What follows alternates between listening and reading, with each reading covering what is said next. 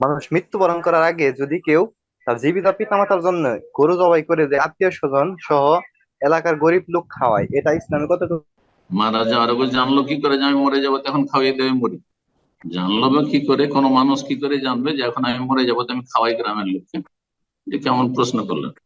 কোনো ব্যক্তি মরার আগে দাওয়াত টাওয়াত দিচ্ছে, তো প্রথম কথা জিজ্ঞেস করতে চাইছিলাম যে মানুষ জানবে কি করে কোন সময় মরে যাবে? হ্যাঁ, সুতরাং এটা অযৌক্তিক কথা। তারপরে কেউ যদি এটাকে নেকির কাজ মনে করে করে যে আমি দুনিয়া থেকে চলে যাব তো মানুষকে খাওয়িয়ে যায়, তাহলে এটি বেদাত।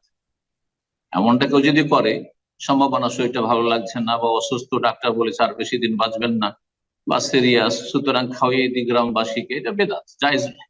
এরকম খানা বেদাত, এরকম দাওয়াত বেদাত, এটা অংশ নেওয়া জায়েজ নয়। জাযাকুমুল্লাহ খায়র, বারাকাল্লাহ ফিক। আমার এক ভাই আর কি দেশে একটা ফ্ল্যাট নিছে। মানে 1 বছরে আর কি টাকা শোধ দিবে আর কি। তো টাকা প্রায় অর্ধেকের বেশি দিয়ে দিছে।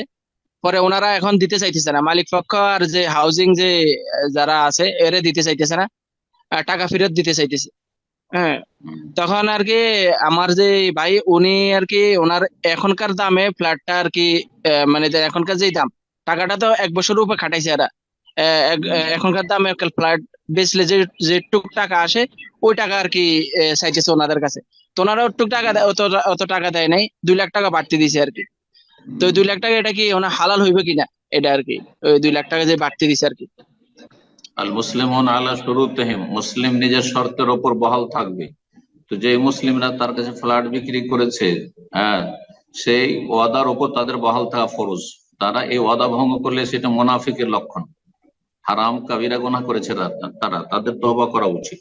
আর তারা যদি ফ্ল্যাট না দেয়, তাহলে বর্তমান যে ফ্ল্যাটের মূল্য সেটা দিতে হবে, জি, সেটা হিসাবে দিতে হবে। এটা শরীয়ত। 2 লাখ শুধু না, তার বেশি যদি মূল্য হয় সেটা দিতে, কারণ একে ক্ষতিগ্রস্ত, লা দারারা ওয়ালা দিরার, ইসলামে কারো ক্ষতি করার অধিকার নেই। তারা ওয়াদা ভঙ্গ করেছে। এটা টাকার বদলে টাকা বেশি নয়, বরং সে কিনেছে, খরিদ করেছে ফ্ল্যাট, কথা বোঝা গেছে, আর এই ফ্ল্যাট এখন দিচ্ছে না, ওয়াদা খেলাপি করছে, সুতরাং এই ফ্ল্যাটের বর্তমান মূল্যটা সে পাবে, এটা সুদ নয়।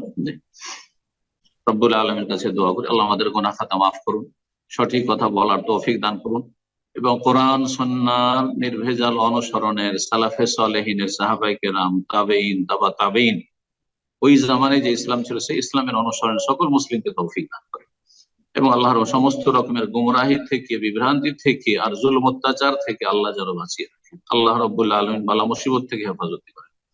যেসব ভাই বোনদের ঘরে অসুস্থ মানুষ রয়েছে, আল্লাহ তাদেরকে শেফা দান করেন। বিপদগ্রস্ত রয়েছে, বিপদ মুক্ত করেন। বালা মুসিবত রয়েছে, আল্লাহ বালা মুসিবত যেন দূর করে দেন। ওয়া সাল্লাল্লাহু ওয়া সাল্লাম আলা নবিয়িনা মুহাম্মদ ওয়া আলা আলিহি ওয়া সাহবিহি আজমাইন।